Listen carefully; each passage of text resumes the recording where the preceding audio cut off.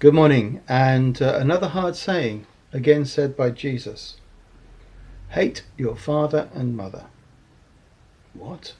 Well, this is what he says. This is Luke's Gospel, chapter 14, verse 25 on. Large crowds were travelling with Jesus, and turning to them, he said, If anyone comes to me and does not hate father and mother, wife and children, brothers and sisters, yes, even their own life, such a person cannot be my disciple. And whoever does not carry their cross and follow me cannot be my disciple. Now, I don't think it's an accident that Jesus starts here with what is the primary loyalty in the law of Moses after loyalty to God, which is loyalty to mum and dad. Exodus 20 says, Honour your father and mother so that you may live long in the land the Lord your God is giving you. Yet if we come to Jesus, he says that in some way or other we are to hate even father and mother. Now, it cannot mean that we disown our parents. It can't mean that, because Jesus really rips into the Pharisees for not supporting their mum and dad in their old age. In Mark 7 or Matthew 15, he accuses them of being vipers because they are no longer loyal to parents. They don't provide for them. They claim that their money belongs to God and therefore they can't help their mum and dad.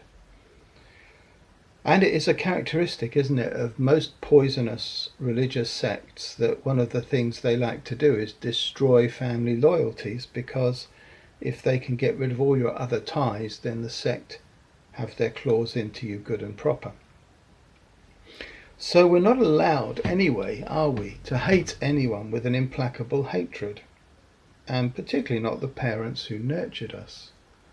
So what is Jesus saying here? Well, I want to turn to another place where it talks about not us, but it talks about God hating. And that's Romans chapter 9. I'm going to read verse 10 to 13. Rebekah's children were conceived at the same time by our father Isaac. Yet, before the twins were born or had done anything good or bad, in order that God's purpose in election might stand, not by works, but by him who calls, she was told, the older will serve the younger. Just as it is written, Jacob I loved, but Esau I hated. Jacob I loved, but Esau I hated. Now, this in this context is the language of election. God is choosing Jacob and therefore rejecting Esau. It's also the language of love. God chooses to love Jacob, and by comparison, that means hating Esau. Furthermore, it's the language of taking sides. In any dispute or argument between Jacob and Esau, God is on Jacob's side. In fact, the quotation is from Malachi, chapter 1, where the context is of rivalry between the Edomites, the sons and daughters of Esau, and the Israelites, the sons and daughters of Jacob.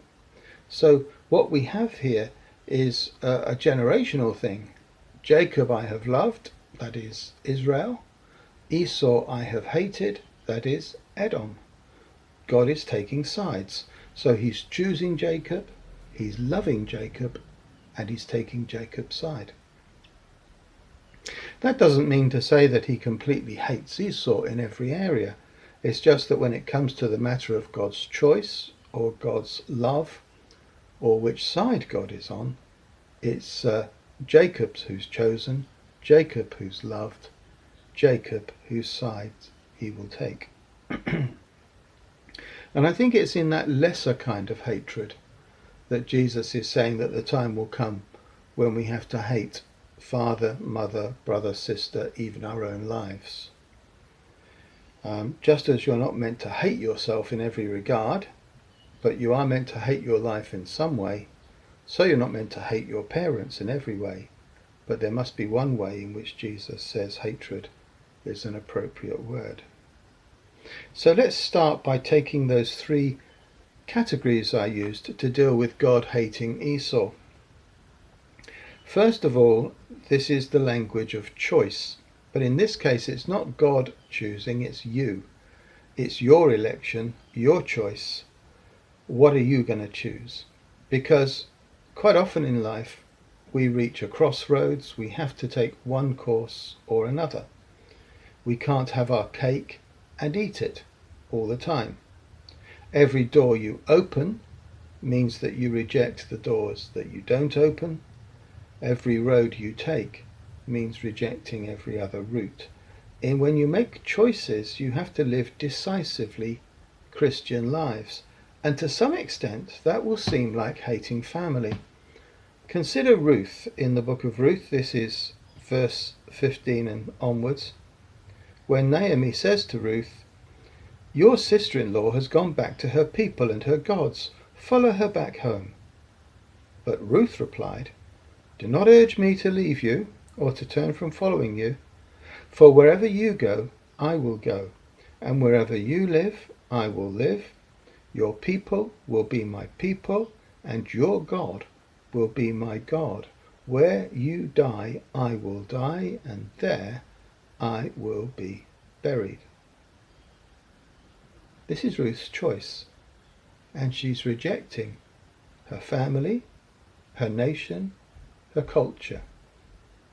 Your God will be my God, your people will be my people. I'll die where you die, and I'll be buried there. That's final, isn't it? That's an irrevocable choice. The great choice to be baptized is the moment when we often get tension with our families. I've had Jewish friends rejected. Other religions have a similar problem. Parents who belong to a faith which isn't yours. Sometimes even other Christian traditions. If you've come from an Anglican or Catholic or Orthodox background, your parents may object to your baptism, because that's your moment when you're decisively making a choice. So we choose to follow Christ rather than please our parents. But let's think about love. Jacob have I loved, Esau have I hated. We love a jealous God. Jesus demands the best of our hearts. He must be our first love. And that means any other love is pushed down the list of priorities. If we're going to love Christ first of all, then we're not going to love anyone else or anything else first of all. Even my love of my family must be demoted. So it's the language of choice, and it's the language of love, but it's also the language of taking sides, as God takes Jacob's side. Like the soldier who leaves a weeping mother to go and fight a war, we leave home to take Jesus' side in his argument with the world. Even Christian parents sometimes can resist God's will for their children.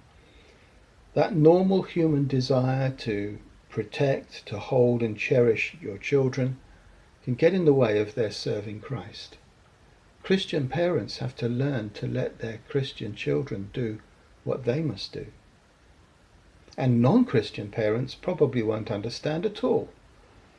I was very lucky with my parents. They would drop hints from time to time that it would be nice if I moved closer back home.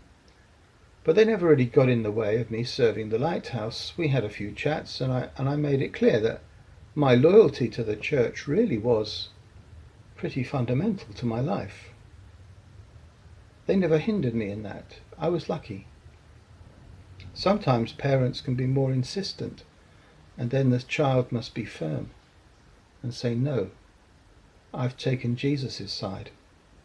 Although I will honour you and respect you, I will not take your side in this argument." Loving Jesus can mean hating your parents in comparison.